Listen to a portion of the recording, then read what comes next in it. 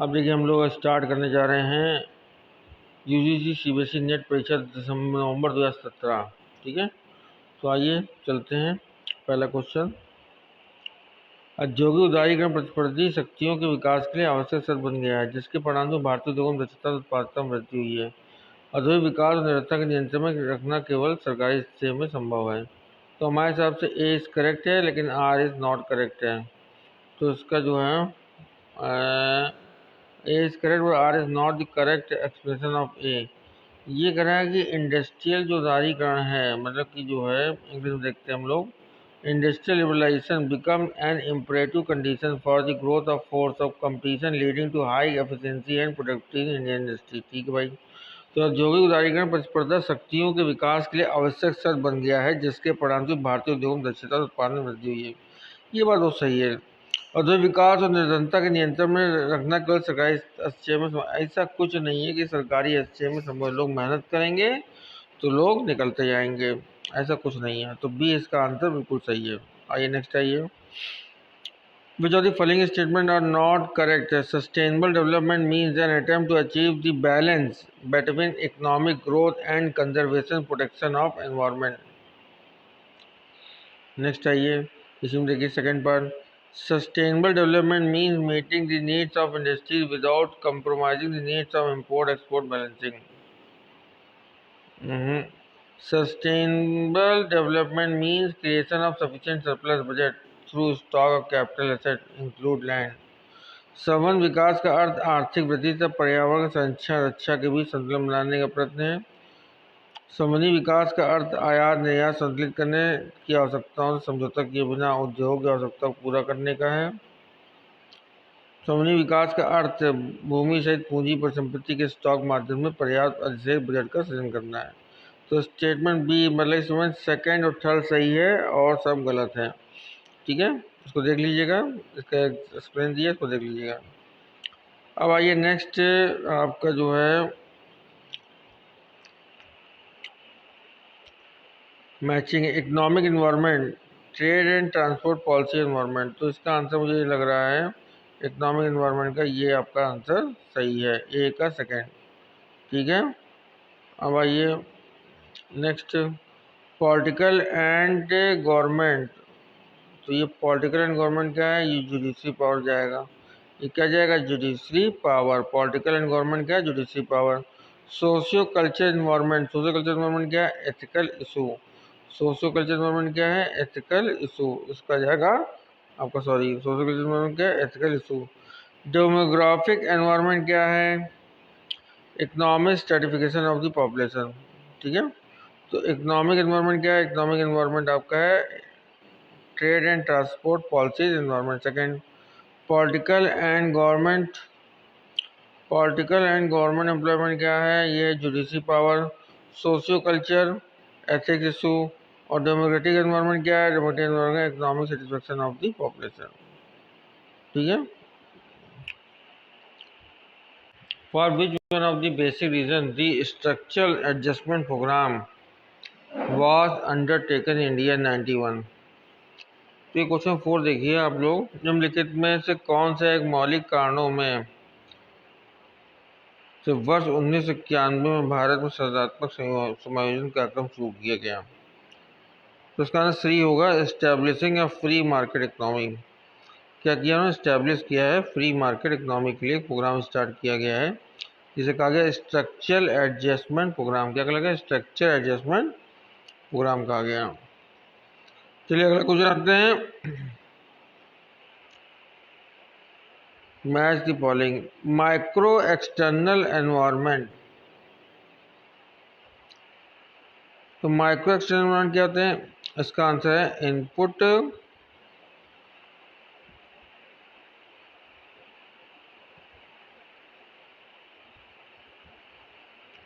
इसका आंसर जो है आपका नंबर 3 है, इनपुट सप्लायर्स। ठीक है, तो माइक्रो एक्सटर्नल एनवायरनमेंट क्या है, इनपुट सप्लायर्स। मैक्रो एक्सटर्नल क्या है, economic and political factor. Macro external environment क्या है आपका, economic and political factor. Non price competition क्या है? Sponsoring of event like sports. और डिजायर कंपटीशन क्या है? Competition among diverse product targeting disposal income of the consumer. तो ये देखिए आप लोग, तो माइक्रो एक्सटर्नल एनवायरनमेंट क्या है? माइक्रो नंबर 3 है इनपुट सप्लायर्स। और मैक्रो एक्सटर्नल एनवायरनमेंट क्या है? Economic and political factors. Non price competition क्या है? Sponsoring of event like sports. तो non price competition. Desire competition क्या है? Input suppliers. नहीं, डिजायर सप्लाई, सॉरी, डिजायर जो है कंपटीशन क्या है? Competition among diverse product targeting disposal income of consumers. ठीक है, देख लीजिए इसको, हिंदी में देख लीजिए आप लोग।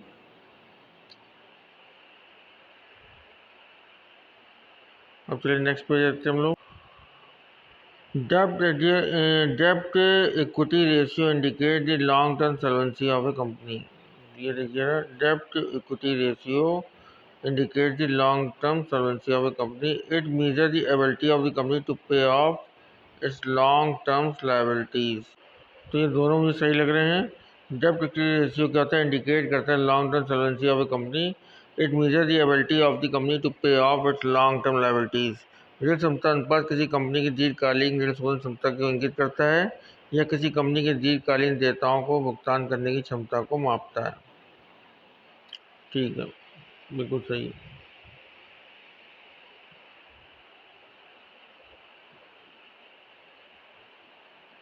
देख लीजिए, इसका आंसर ए बिल्कुल सही है। चलिए अब अगला क्वेश्चन देखते हैं हम लोग। The balance of property at cost has been ₹20,000 and ₹17,000 in 2015 and 2016 respectively. The profit of the sale of property of ₹2,000 is credited to capital reserve account. New property costing ₹5,000 was bought in 2016. Determine the sale proceeds from property. वर्ष 2000 में संपत्ति की लागत से 20,000 रुपये है। संपत्ति पूंजी में जो लाभ हुआ है वो 22,000। 2016 में खरीदी की संपत्ति 5,27,000 रुपये। संपत्ति में हुई बिक्री 10,000 रुपये और 2016 संपत्ति की लागत से 17,000 रुपये। फिर देखिए 2015-16 की संपत्ति की लागत से 20,000, 17,000 था। ठीक है भाई, 20,000 था और 17,000 था। संपत्ति बिक्री 2,000 के लाभ पूंजी आरक्षित किया गया, 22,000 हो गया। वर्ष 2016 में 5,000 लागत की नई संपत्ति खरीदी गई, 5,000 ऐड कर दिया गया, संपत्ति बढ़ गई। संपत्ति में बिक्री राशि का निर्धारण कीजिए। तो 15 में 20,000 था और जो है घट गया ये, इसलिए हम 17 लेस कर देंगे। तो आपका संपत्ति में बिक्री जो है ये 17,000 रुपये की।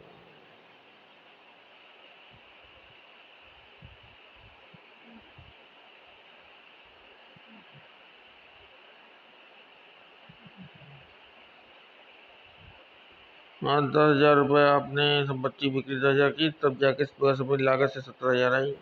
ठीक है, तो इसका आंसर सी बिल्कुल सही होगा। ठीक है, नेक्स्ट आइए। Goodwill of firm X and Y is valued at ₹30,000 is appearing in the books at 12,000.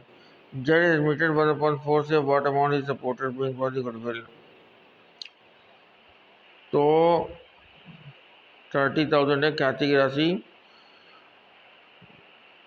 30,000 minus 12,000 into 1/4 कीजिए तो 4,500 हो जाएगा। ठीक है,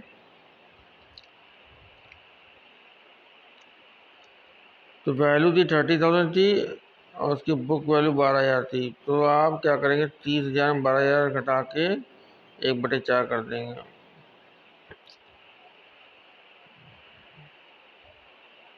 A limited issue a prospectus inviting application for ₹2,000 share. Application were received for ₹3,000 share and pro rata allotment was made on the application of ₹2,400 share. If A has been allowed 40 shares, how many shares he must have applied for? अच्छा,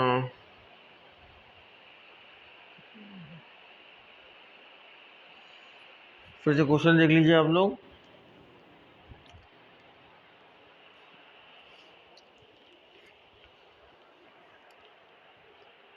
देखिए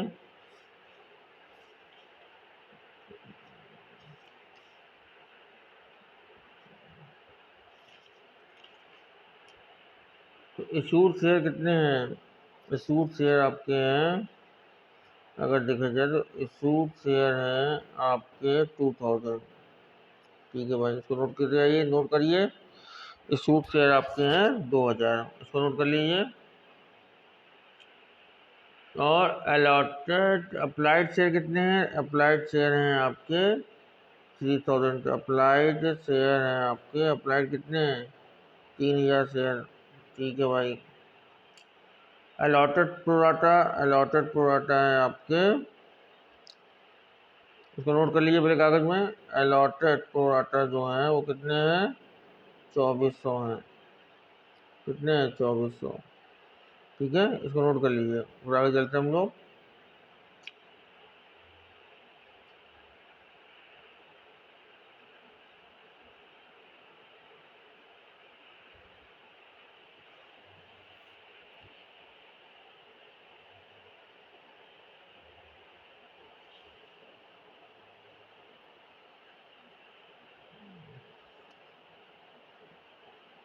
if he has been allotted 40 share,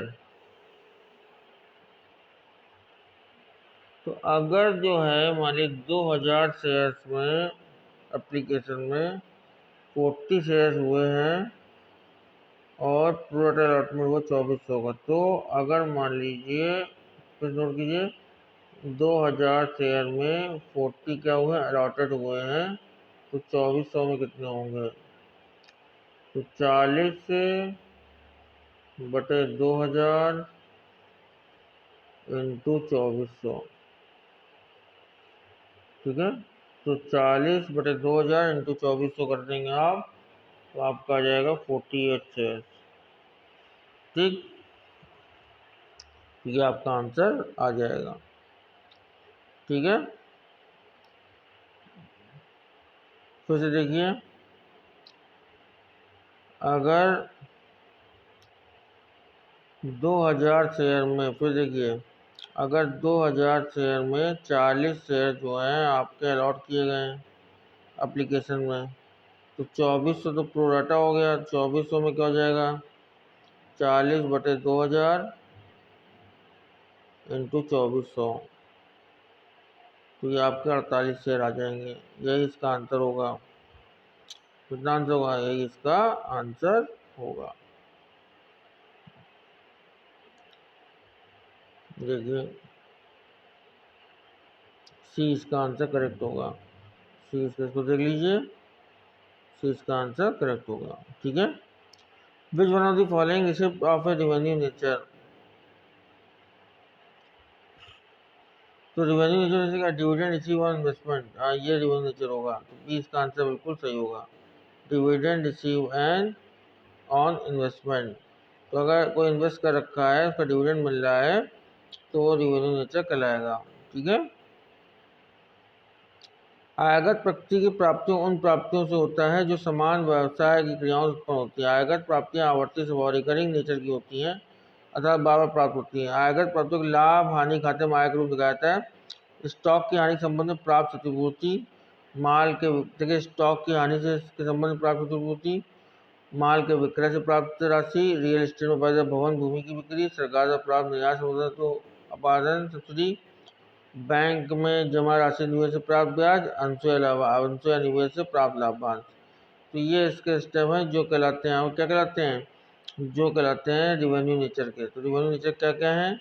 stock की हानि संबंधित प्राप्त compensation, माल के विक्रय से प्राप्त राशि, रियल एस्टेट के व्यापार द्वारा भवन बिक्री की बिक्री, सरकार से प्राप्त निर्यात उत्पादन सब्सिडी या नकद सहायता, बैंक में जमा राशि या निवेश से प्राप्त ब्याज, अंशों या निवेश पर प्राप्त लाभांश। अब देखिए statement,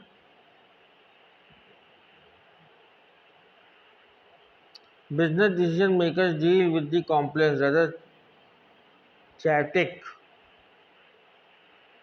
business condition of the real world and have to find the way of their destination, achieving the goal and they set of the themselves. ये मुझे सही लग रहा है, तो स्टेटमेंट वन सही है. Even without application of economic logic and tools of analysis, business decisions are always rational and real and not counterproductive. ए इसका सही लग रहा है फर्स्ट आंसर, सेकंड गलत लग रहा है. हिंदी में देख लेते हैं हम लोग. व्यवसाय संबंधी निर्णय करता वास्तविक जगत की जटिल अपितु अस्त व्यस्त व्यवसाय दशाओं से निपटान है तथा अपने कर्तव्य के लिए रास्ता निकालते हैं, अर्थात उन्होंने जो लक्ष्य के लिए नियत किया है उसे प्राप्त करते हैं. विश्लेषण के आर्थिक तर्क उपकरणों को लागू किए बिना ही व्यवसाय संबंधी निर्णय सदैव तर्क संगत वास्तविक होते हैं, प्रति उत्पादक नहीं होते हैं. उसका सी बिल्कुल सही है. Statement first is correct and Y second is incorrect. अब आइए क्वेश्चन नंबर 12 में. Which of the following statement is true? तो pure profit is return in excess of the opportunity cost. ये बिल्कुल सही है. Pure profit is the return in excess of the opportunity cost. Accounting profit is the excess of total revenue over and above the expected and input cost. Profit maximization is the sole objective of the modern firm. Profit is maximized when the difference between marginal revenue and marginal cost is maximum. उसका ए answer सही है. Pure profit is return in excess of the opportunity cost. A बिल्कुल इसका सही answer है. ठीक है.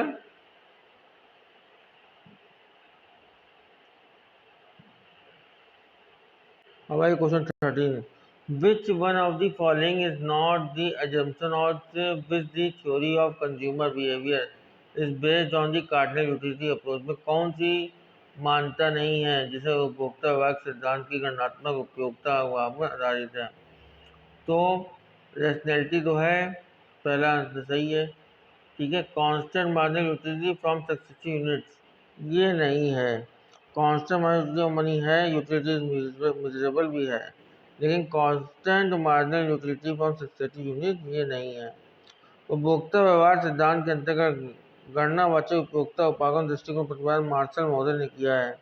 इन दृष्टिकोण प्रमुख विशेषताएं क्या हैं? विवेकशीलता, जिसे कहते हैं रैशनैलिटी, धन का सीमांत उपयोगिता, constant marginal utility of money और यूटिलिटी ऑफ मिजरेबल. ये तो है, लेकिन जो है बी नहीं है. तो बी में आप टिक लगाएंगे. बी आंसर सही है. इसका नहीं पूछ रहा है. क्या पूछ रहा है? नहीं पूछ रहा है. तो बी बिल्कुल सही है.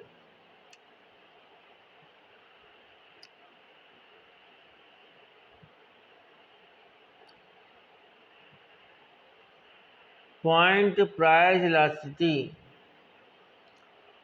of demand in terms of marginal and average revenue can be measured with the following formula: average revenue upon average revenue minus marginal revenue. ये बिल्कुल सही है. चलिए. The point price elasticity of demand is the product of the slope of the demand function and the ratio between corresponding price and quantity. ये भी बिल्कुल सही है. तो हिंदी में क्या? सीमांत औसत शब्दों में बिंदु की कीमत मांग, सीमांत अवस्था के संबंध में बिंदु कीमत मांग के लोच निम्न सूत्र मापी जाती है. सूत्र सही है. मांग फलन के ढाल से संबंधित कीमत और मांग के अनुपात गुणन पर बिंदु कीमत मांग की सापेक्षता होती है. ये भी सही है. तो उसका ए आंसर बिल्कुल सही है. Both the statement are correct. अब नेक्स्ट आइए question number 15. Which one of the following is not the basic property of indifference curve? तो पहला तो भैया नेगेटिव स्लोप होता है. हाँ, होता है नेगेटिव स्लोप. नेगेटिव स्लोप सही है. Indifference curve of two imperfect substitutes and concave to the point of origin. ये इसका गलत आंसर है. तो इस पर आप टिक लगाएंगे. बी को नहीं पूछ रहा है. कौन सा धातु गुण नहीं है? चलिए गुण दूसरा देखते हैं हम लोग. The indifference curve do not intersect nor are they tangent to one another. उदासीन वर्ग एक दूसरे को काटते नहीं है और एक दूसरे को कभी स्पर्श नहीं करते हैं. ये भी बिल्कुल सही है. Upper indifference curve indicate a higher level of satisfaction. बिल्कुल सही बात है कि अपर जो है indifference curve indicate higher level of satisfaction देता है. तो कौन सा नहीं इसका आंसर सही? Indifference curve of two imperfect substitution are concave to the point of origin. ये इसका आंसर सही नहीं है और सारे आंसर सही हैं. चलिए क्वेश्चन देखते हैं हम लोग next. The scale of measurement which has no order distance and unique origin is known as which one of the following. गणना का पैमाना जिसमें न क्रम हो, न दूरी हो और न एकमत उद्गम हो, तो उसे निम्न किसके द्वारा जाना जाता है? तो उसको जाना जाता है नॉमिनल स्केल के रूप में। किसे जाना? नॉमिनल स्केल के रूप में जाना जाता है। The scale of measurement which has no order distance and unique origin is known as which one of the following. तो गणना पंच में ना कोई क्रम हो, ना ही कोई दूरी हो, ना ही एकमत उद्गम हो, उसे क्या कहेंगे? Nominal scale. चलिए देखते हैं, इसका आंसर जो है ये बिल्कुल सही है, नॉमिनल स्केल। ठीक है, अब आइए इसका फॉर्मूला देखते हैं भाई। The formula of determine the number of classes given by Sturges rules in which one of the following. तो उसका जो होगा हमारे हिसाब से ए बिल्कुल सही आंसर होगा। k equal to 1.1 plus 3.222 log n। तो ये आंसर बिल्कुल इसका सही है, ये आंसर बिल्कुल सही है।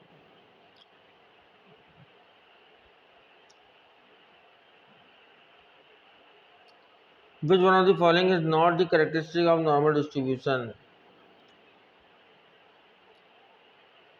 Not the characteristic। तो भाई नॉर्मल बेल से होता ही है। Mean median mode of distribution are equal, ये भी सही है। ठीक है, the total area under the curve of the normal distribution is 1, ये भी सही है। तो गलत क्या है? गलत देखिए चौथा होना चाहिए गलत हमारे हिसाब से। The two tails of distribution both the direction touch the horizontal axis. नहीं, देखिए कभी भी जो आपका नॉर्मल डिस्ट्रीब्यूशन कब बनता है, ये इसकी टू टेल होती हैं, ये कभी भी हॉरिजॉन्टल एक्सिस को टच नहीं करती हैं। ये टच कर रही है? नहीं कर रही है। ये इस तरह बेल शेप बनेगा और कभी भी टच नहीं करेंगी, ऐसे बनेगा। ठीक है, और ये वन तो होती है, बता ही दिया। इसके बीच में मीन मीडियन मोड जो है बराबर होते हैं, इस पॉइंट पे मीन मीडियन मोड बराबर होता है। ठीक है, आइए नेक्स्ट आते हैं हम लोग रीजनिंग में। A reasonable size sample drawn randomly from large size population contains almost all the characteristics which exist in the population. The theory of sample is based on the two important laws of statistics: law of statistic regulatory, law of inertia of large number। तो मेरे हिसाब से जो है both A and R correct है और are जो है सही एक्सप्रेशन कर रहा है। ठीक है, इसका आंसर ए बिल्कुल सही होगा। फिर देख लीजिए, a reasonable size sample drawn randomly for large size population. तो एक हमने लार्ज साइज पॉपुलेशन से क्या किया, हमने सैंपल कुछ निकाल लिया। Almost all the characteristic which exist in the population, सारे कैरेक्टर्स में मौजूद थे। ठीक है, the theory of sampling is based on the two important law of statistic, law of statistical regulatory and law of inertia of large number. हाँ, ये दोनों जो हैं रूल्स चलते हैं, ये दोनों रूल्स लागू होंगे। तो इसी रूल्स के अकॉर्डिंग ये बना हुआ है ए। तो A and R are correct and R is the complete expression of A. इसका ए आंसर बिल्कुल सही है। आंसर क्या है? बिल्कुल सही है।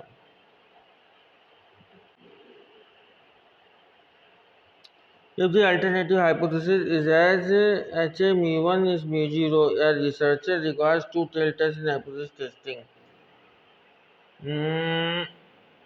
सही है भाई, बिल्कुल सही है। If the alternative hypothesis is mu1 does not equal to mu0, does not equal to mu0, ठीक है, a researcher requires two tail tests hypothesis testing। The mean of the sampling distribution of mean is not equal to the parameter value of mean। Parameter value of mean, तो ये मुझे जो है गलत लग रहा है। तो स्टेटमेंट फर्स्ट इज करेक्ट और सेकंड इज रॉन्ग। मीन जो है पैरामीट्रिक वैल्यू के बराबर होगा। ठीक है, तो इसका आंसर जो है सी बिल्कुल सही होगा। सी क्या है? सी इसका आंसर बिल्कुल सही होगा। फिर आप रिवर्स करके देख लीजिएगा। The fundamental of top management, middle management, the essence of management, principle law and practice of management। Principle and practice of management जो है, the fundamental of top management किसने दिया था? आरसी डेविस ने दिया था। तो फंडामेंटल ऑफ टॉप मैनेजमेंट किसने दिया था? आरसी डेविस ने दिया था। मिडिल मैनेजमेंट किसने दिया था? मैरी कैसिंग नील ने दिया था। मैरी कैसिंग नील ने दिया था। दी एसेंस ऑफ मैनेजमेंट किसने दिया था? Essence of management Peter F Drucker ने दिया था। और principle of practice of management किसने दिया था? एएलएफ बेस्ट ने दिया था। ठीक है। दी fundamental of top management RC Davis ने दिया था। The essence of management Peter F Drucker ने दिया था। मिडिल मैनेजमेंट मैरिज कैसिस ने दिया था। और principle and practice of management ALF बेस्ट ने दिया था। ये इसके आंसर हैं।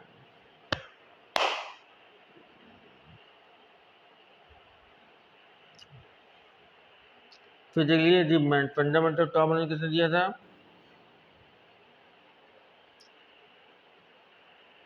आरसी डेविस ने दिया था। Fundamental top management RC Davis ने दिया था। मिडिल मैनेजमेंट किसने दिया था? मिडिल मैनेजमेंट दिया था आपका मैरी कैसिंग नील ने दिया था। Fundamental top management RC Davis ने दिया था। मिडिल मैनेजमेंट दिया था मैरी कैसिंग नील ने दिया था। दी एसेंस ऑफ मैनेजमेंट किसने दिया था? पीटर एफ ड्रकर ने। और principle and practice of management किसने दिया था? एएलएफ बेस ने। फिर देख लीजिए जी फंडामेंटल टॉप मैनेजमेंट किसने दिया था? आरसी डेविस ने। मिडिल मैनेजमेंट किसने दिया था? मैरी कैसिंग ने। मिडिल मैनेजमेंट आ गया एम से तो मैरी कैसिंग हो गया। ठीक है। दी एसेंस ऑफ मैनेजमेंट किसने दिया था? एसेंस ऑफ पीटर ड्रकर ने दिया था। The principle and practice of management ALF बेस ने दिया था। इसको आगे बहुत इंपॉर्टेंट है ये। क्या है? इंपॉर्टेंट है। इसको देख लीजिए, ये दिया हुआ इसका answer. Management is not just a creature of the economy, is a creator as well. सही है। He who can manage anything, ये भी सही है। दोनों ही बहुत सही है। तो प्रबंधन अर्थव्यवस्था सृजन मात्र नहीं है, वह सृजन करता भी है। तो management is not just a creature of the economy, it is a creator as well. ठीक है, बिल्कुल सही है। अब क्वेश्चन 23 देखिए। Due to this experiment a factory does not remain a factory, it is converted into laboratories। इन प्रयोगों को समय, गति और थकान अध्ययन के कारण कोई कारखाना कारखाना नहीं जाता है, वह एक प्रयोगशाला बन जाता है। बिल्कुल सही बात है। कारखाना एक प्रयोगशाला ही होती है। मैनेजमेंट सक्सीड और fails as human relation in business are intelligently और अनइंटेलिजेंटली हैंडल। व्यवसाय में कितने बुद्धिमान या बुद्धिहीनता से मानव संबंधों से निपटा होता है, प्रबंधन उसी पर सफल या विफल होता है। दोनों कथन सही हैं, लेकिन आर जो है सही ढंग से ए को एक्सप्लेन नहीं कर रहा है। आर क्या नहीं कर रहा है? आर जो है ए को एक्सप्लेन नहीं कर रहा। तो हमारे हिसाब से ये जो है क्वेश्चन आपका, दोनों उसके सही आंसर हैं।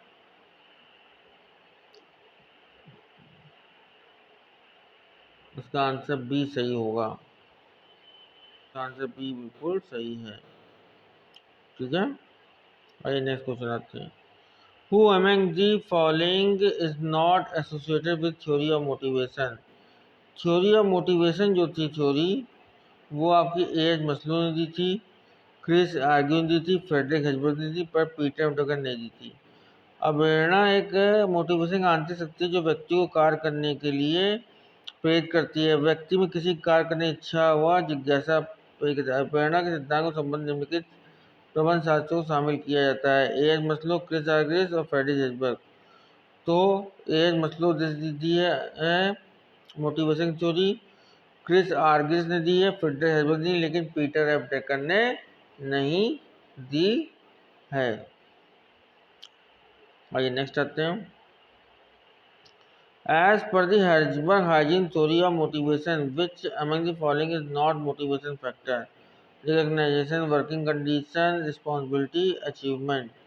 तो वर्किंग कंडीशन काम की दिशा नहीं मानी जाती हैं, रिकग्नाइजेशन होती हैं, रिस्पॉन्सिबिलिटी होती है, अचीवमेंट होती है। तो बी आंसर इसका गलत है, तो बी में टिक लगाएंगे।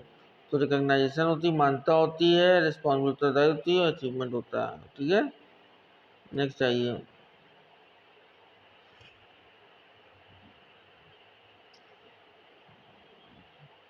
When Walt Disney World Magic Kingdom lets customer visit a fairy kingdom, a pirate ship, or haunted house, then what is the marketed in the example? तो सी इसका है एक्सपीरियंस, अनुभव। जब Walt Disney world magic Kings उपभोक्ताओं के परिलोक लुटेरा जहाज का एक भूत घर का भ्रमण करता है तो उसका उदाहरण इसका ऊपर होता है एक्सपीरियंस का। ठीक है। Which one of the following statement true according to VLS framework psychographic segment? The consumer who are primarily motivated by ideals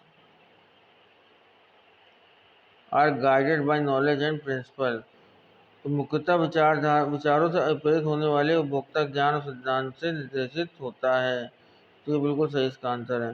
तो consumer who are primary motivated by ideals are guided by knowledge and principle. तो ये बिल्कुल सही इसका answer है कि मुख्यतः विचारों से प्रेरित होने वाला उपभोक्ता ज्ञान और सिद्धांत से निर्देशित होता है। ये इसका आंसर बिल्कुल सही है। 28 क्वेश्चन देखते हैं हम लोग। A transformation appeal of communication elaborates on a non-product related benefit or image.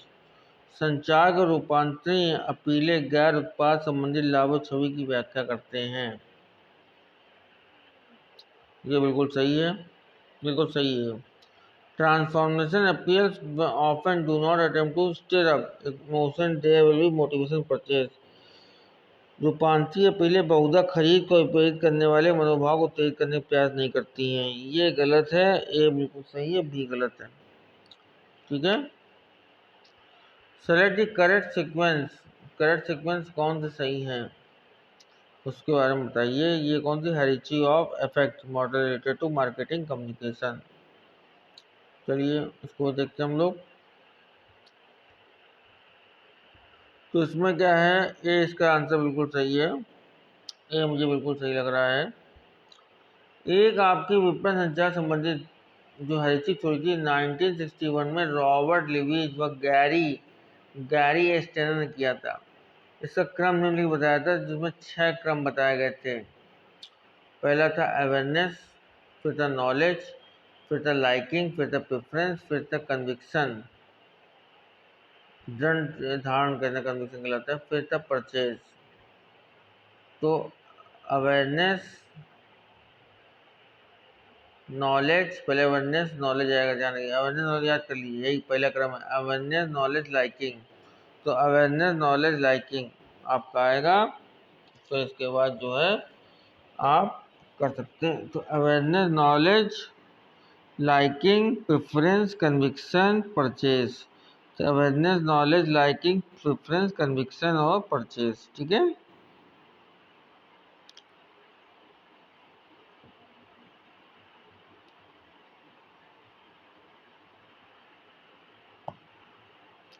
अब मैच दी फॉलोइंग करना है। बेसिक प्रोडक्ट, तो बेसिक प्रोडक्ट का आंसर नंबर 4 है converting core benefit into product. Expected product क्या क्या होगा, set of attributes and condition buyers normally expect. और आर्ग्यूमेंटेड प्रोडक्ट का आंसर क्या होगा, इसका आंसर 3 होगा exceed customer expectation. Potential product क्या होगा, पोटेंशियल प्रोडक्ट होगा possible augmentation and transformation the product might undergo in future.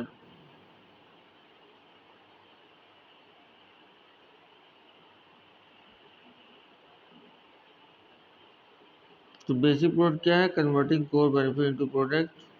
Explore product क्या है, set of attribute and condition बाय नॉर्मली एक्सपेक्ट। आर्गुमेंट प्रोडक्ट क्या होगा, एक्सीड कस्टमर एक्सपेक्टेशन। और potential product क्या होगा, possible argument and transformation the product might undergo in future. तो basic product क्या है आपका number 4 converting core benefit into product. Expected product क्या है, set of attribute and condition बाय normally expect. Set of attribute and condition बाय normally expect. Augment product क्या होगा, एक्सीड कस्टमर एक्सपेक्टेशन।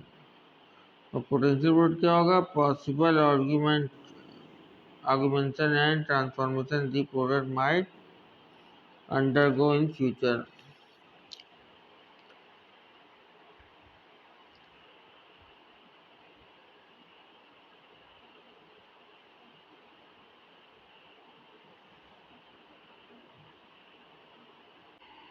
देखिए 31 का बी देखिए, capital budgeting decision are reversible in nature.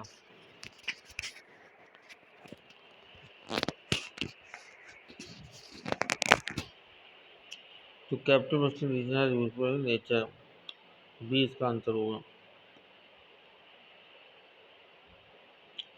ठीक है, फिर देख लीजिए।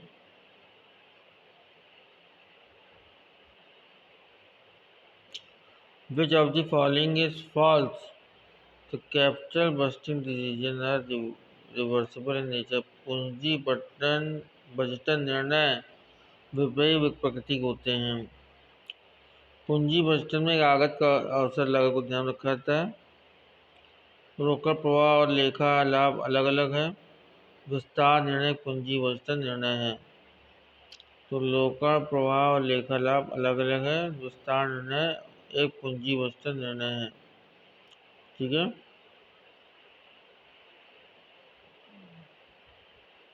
एबीसी एनालिसिस, एबीसी क्या कहलाता है? मैच द फॉलोइंग देखिए। एबीसी एनालिसिस कहलाता है आपका working capital management. Walter model हमेशा डिविडेंड के लिए होता है।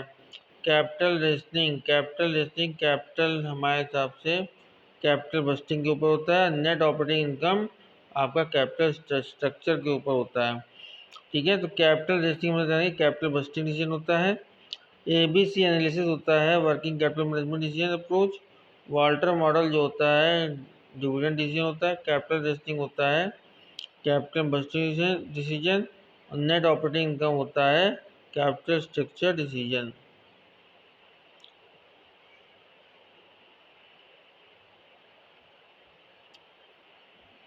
नेक्स्ट आइए।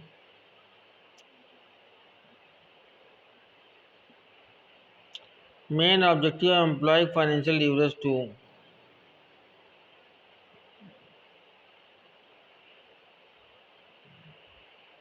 Magnify the return on equity share capital, का आंसर डी होगा। मैग्नीफाई समतांश पूंजी प्रत्यावर्धन करना।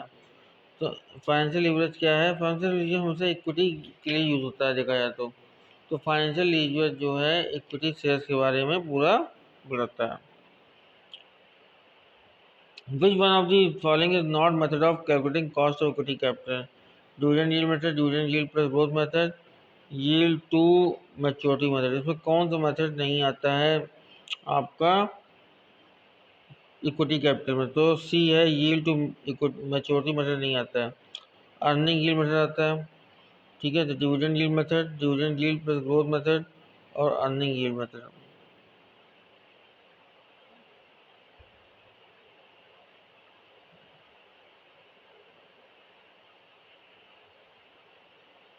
तो dividend yield method, dividend yield plus growth method और अर्निंग यील्ड मेथड। ठीक है,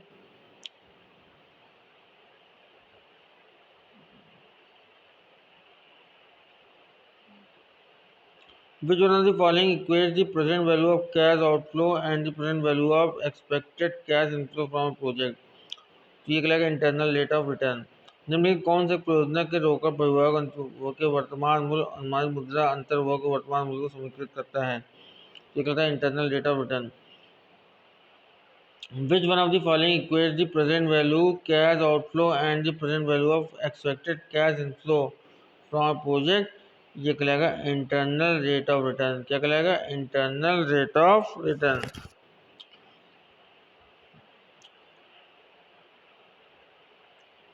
Which one of the following is not true?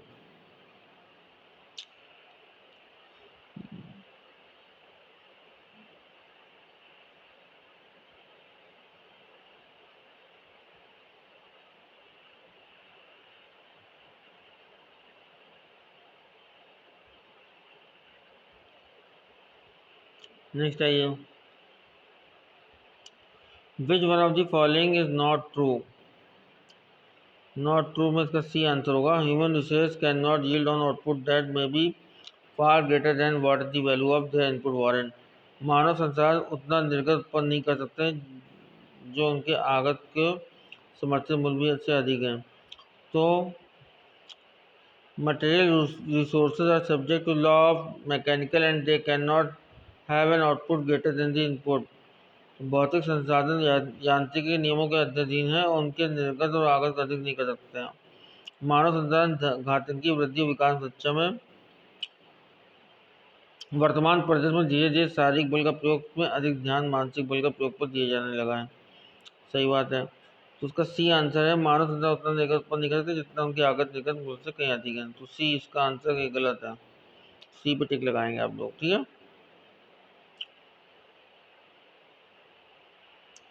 The pluralistic approach of industrial 37 देखिए, conflict is based on which one of the following basic assumption. औद्योगिक संघर्ष की का बहुलवादी उपागम निम्नलिखित में किस मौलिक मान्यता आधार वाक्य पर आधारित है।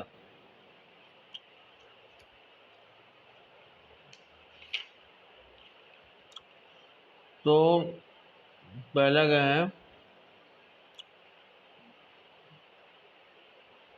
औद्योगिक संघर्ष बहुल। औद्योगिक संघर्ष को किस मौलिक मान्यता आधार पर आधारित है। औद्योगिक समाज की कामगारों से पृथक व्यक्ति के रूप में व्यवहार करने का उस वातावरण पर सभी नियंत्रण से वंचित करने के प्रति संघर्ष नहीं, गलत है। किसी उद्यम में विभिन्न हितों के संगठन के लोग, the enterprise contain people with the coalition of different interest. हाँ, यहाँ पे हो सकता है, ये 20 का आंसर सही लग रहा है। That industrial conflict part of the broader social conflict between classes. औद्योगिक संघर्ष में वर्गों की व्यापक सामाजिक संघर्ष, ये कुछ कोई सामाजिक संघर्ष नहीं होता कि तुम बनिया हो, तुम मुसलमान हो, तुम हिंदू हो। संघर्ष की स्थिति में कोई सर्वसम्मति संभव नहीं क्योंकि लोग भिन्न भिन्न सामाजिक संस्कृति पर होते हैं। ये भी नहीं होता। जब विभिन्न प्रकार के हितों के गठबंधन होते हैं तभी होता है। तो इसका आंसर बी बिल्कुल सही है। आंसर है बी बिल्कुल सही है, ठीक है। The job description index, job description index question 38 देखिए, technique is issue for use for measuring which one of the following. तो ये कहेगा जॉब एटीट्यूड्स, क्या कहलाएगा, जॉब एटीट्यूड्स का आंसर 38 का ए बिल्कुल सही होगा। रोजगार विवरण सूचकांक तकनीक का प्रयोग में निम्न किससे माप किया जाता है, जॉब एटीट्यूड से किया जाता है।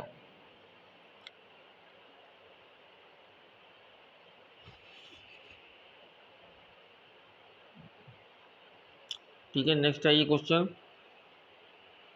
डेवलपमेंट 39 देखिए, development in HRM is short term educational process with the temporary intervention. मानव संसाधन प्रबंधन विकास स्थायी अक्षेप अल्पकालिक शैक्षिक प्रक्रिया है, गलत है, ये गलत है। It is educational process utilising a systematic and organised procedure for development of operative employees performance in current job, ये भी गलत है। तो दोनों इसके गलत हैं, दोनों क्या हैं, गलत है।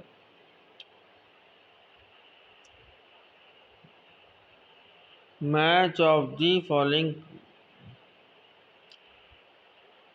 तो paired comparison method, paired comparison method क्या कहलाता है, इसका आंसर होगा आपका फोर्थ, इसका आंसर फोर्थ है। पेयर्ड कंपैरिजन, इसका आंसर क्या है, फोर्थ है आपका, ठीक है। फोर्थ आंसर है रिलेटिव रैंकिंग मेथड। तो इसका आंसर फोर्थ है, रिलेटिव रैंकिंग मेथड। क्या है, रिलेटिव रैंकिंग मेथड किसका, आपका है पेयर कंपैरिजन मेथड का। तो पेयर कंपैरिजन मेथड का जो है आंसर होगा relative ranking method. Fourth choice description method, इसका आंसर सेकेंडरी होगा, सेट ऑफ पेयर्स पैरासिस और descriptive statement. Fourth choice description, तो उसमें डिस्क्रिप्टिव लिख के आ रहा है तो वही डिस्क्रिप्टिव स्टेटमेंट होगा। क्रिटिकल इंसिडेंट मेथड, तो इसका भी आंसर 3 होगा। Differentiating between effective non-effective performance on the basis of achievement। Field review method, field review method का आंसर होगा नंबर 4 का फील्ड रिव्यू मेथड। इसका आंसर होगा हमारे हिसाब से ये होगा number 1। Review employing record and holding interview on the definition last definition test questions. तो पेयर्ड कंपैरिजन मेथड क्या होगा? रिलेटिव आपका होगा फोर्थ रिलेटिव रैंकिंग मेथड।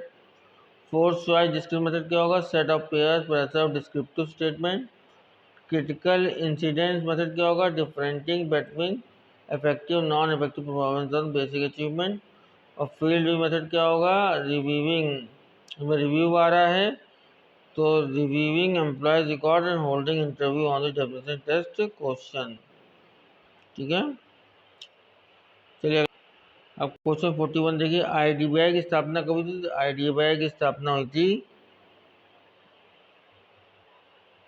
आपकी 1964 में। आईसीआईसी की स्थापना हुई थी 1955 में। एलआईसी ऑफ इंडिया की स्थापना हुई थी 1956 में। और सिडबी की स्थापना हुई थी 1990 में। बहुत इंपॉर्टेंट क्वेश्चन है, इसको बिल्कुल ध्यान रखिए। आईडीबीआई की स्थापना कब हुई थी? आपकी 1964 में। आईसीआईसी की स्थापना कब हुई थी? 1955 में। एलआईसी ऑफ इंडिया कब हुई थी? 1956 में। सिडबी की कब हुई थी? सिडबी की हुई थी आपकी 1990 में। तो आईडीबीआई की स्थापना कब हुई थी? 1964 में। आईसीआईसी की स्थापना कब हुई थी? 1955 में। एलआईसी ऑफ इंडिया 1956 और सिडबी की 1990 में। ठीक है, इसको बहुत ध्यान रखिए, बहुत इंपॉर्टेंट क्वेश्चन है, बहुत इंपॉर्टेंट क्वेश्चन है, इसको ध्यान रखिए।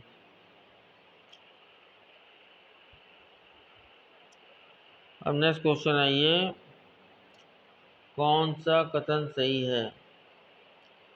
पूंजी पर्याप्तता प्रतिमान बैंकों को उनके आधार पूंजी को मजबूत करने में मदद करता है। Capital adequacy norms help bank in strengthening their capital base, बिल्कुल सही है। Capital adequacy norms help bank is sanction more loan, पूंजी पर्याप्तता प्रतिबल बैंक के अधिक ऋण स्वीकृत करने में मदद करता है। तो इसका आंसर जो है फर्स्ट सही है, सेकंड गलत है। बासल समिति द्वारा जुलाई 1988 में पूंजी पर्याप्तता पूंजी प्रतिमानों के संदर्भ में दिशा निर्देश जारी किए गए। इन निर्देशों को इन इन निर्देशों को अनेक राष्ट्रों के बैंक द्वारा स्वीकार किया गया। आरबीआई द्वारा 1 अप्रैल 1992 से दिशा निर्देश का अनुसरण किया जा रहा है। उन दिशा निर्देशों की पूंजी पर्याप्तता अनुपात बनाए रखने पर विशेष जोर दिया गया ताकि बैंक प्रणाली के सदन सक्षम और स्थायी बनाया जा सके। दिया कथन पूंजी पर्याप्तता प्रतिमान बैंकों की आधार पूंजी मजबूत करने में मदद करता है, सही है। पूंजी पर्याप्तता प्रतिमान बैंकों को अधिक ऋण स्वीकृत प्रदान करने में मदद करता है, सही नहीं है। तो ये जान कि बैसल समिति बनाई गई थी 1988 में, उसने पूंजी पर्याप्तता के बारे में दिया था। आरबीआई ने दिशा निर्देश शामिल किया था 1992 में।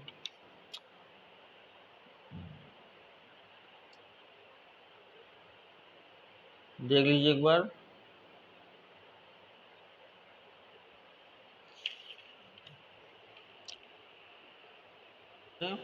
आपका है व्हाट इज द हवाला? हवाला क्या है? Illegal transaction of foreign exchange. तो इसका आंसर डी बिल्कुल सही है, illegal transaction of foreign exchange. को पढ़ लीजिए डी, ये आपको पता है। Read the following events, read the following event जो है ये क्वेश्चन जो है प्रक्रिया से बाहर कर दिया गया था। ये क्वेश्चन आपको नहीं पढ़ना है, 44 जो है गलत क्वेश्चन बना गया है। ठीक है, चलिए आगे चलते हैं। The future will see mostly the electronic money clearance through satellite networking, सही है।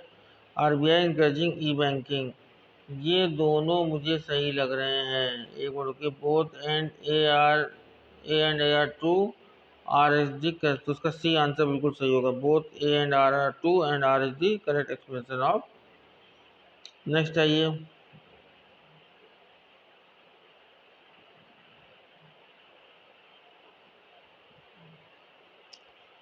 Developing countries can borrow more than their quota and extend fund facilities of IMF. तो स्टेटमेंट फर्स्ट इज करेक्ट है। The Extended Fund Facility was created in 1984 to help the developing countries over longer period up to 3 years. ये गलत है। आइए इसे हम पढ़ते हैं हम लोग। IMF की विस्तारित कोष सुविधा EFF के अंतर्गत विकासशील देशों को अपने कोटे से अधिक उधार ले सकते हैं। इस सुविधा का उपयोग संरचनात्मक समस्याओं से आंशिक रूप से संबंधित भुगतान संतुलन को ठीक करने में किया जाता है, जिसे व्यापक आर्थिक संतुलन के जरिए ठीक करने में अधिक समय लग सकता है। कथन फर्स्ट सही है। कथन सेकंड की विस्तारित कोष सुविधा 13 सितंबर 1974 को विकासशील देशों को मध्यकालीन वित्तीय सहायता के लिए निर्मित की गई थी।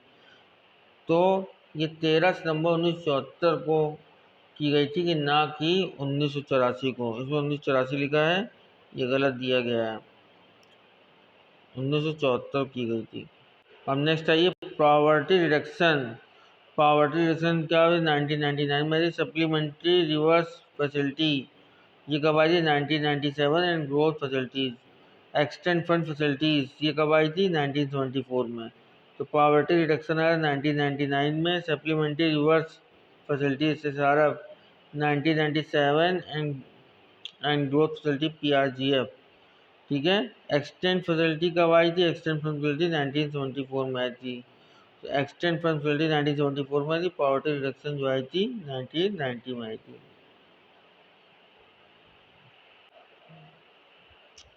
तो गरीबों में वृद्धि सुविधा 1999 में आई थी। अनुपूरक आरक्षित सुविधा कब आई थी, अनुपूरक आरक्षित सुविधा जो आई थी वो आई थी आपकी 1999 सॉरी ये दिया अनुपूरक आरक्षित सुविधा 1997 में आई थी और विस्तारित को सुविधा आई थी 1974 में, ठीक है। Which among the following has given absolute advantage model of international trade? तो किसने दिया था, हमारे हिसाब से दिया था आपका एडम स्मिथ ने। तो अंतर्राष्ट्रीय व्यापार का निरपेक्ष लाभ का प्रारूप दिया था absolute advantage model of international trade, ये किसने दिया, एडम स्मिथ ने दिया था। नेक्स्ट आइए which among the following is not an international economic institution, IFRS। D इसका आंसर बिल्कुल सही है, IFRS नहीं। तो कौन कौन संबंध होंगे, IMF होता है, IBRD होता है और ADB होता है, तो कहते हैं एशियन डेवलपमेंट बैंक। IMF क्या कहलाता है, इंटरनेशनल मॉनेटरी फंड। IBRD क्या कहलाता है, the international bank of the reconstruction and development. लेकिन IFRS नहीं आता है। IFRS का फुल फॉर्म क्या होता है, इंटरनेशनल फाइनेंशियल रिपोर्टिंग स्टैंडर्ड, ये नहीं आता है। ये लेखांकन मानकों का मतलब अकाउंटिंग स्टैंडर्ड का एक स्वतंत्र रूप है, ये कभी भी एक आर्थिक संस्थान नहीं माना जाता है।